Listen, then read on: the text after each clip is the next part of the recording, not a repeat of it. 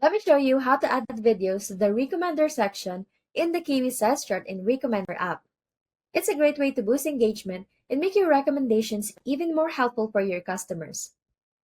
Let's start by opening the Kiwi Size Chart app and go into the Styles and Settings section. Next, click on the Recommender tab. Depending on which recommender type you're using, select either Advanced Recommender or General Recommender. Now that we're in the right place, let's find where to add the video. For Advanced Recommender, scroll down to the Result Page Help Text section. For General Recommender, look for the General Recommender Help Text section. While we're here, let's grab the video URL.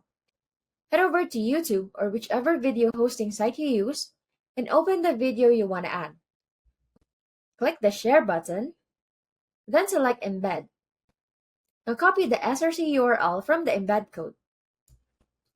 Now that you've got the URL, let's add it to the Recommender section. Inside the Help Text section, click the embedded icon. In the Enter Link field, paste the URL you just copied. Finally, click Add and your video will be inserted. And that's it. Your video is now live in the Recommender section.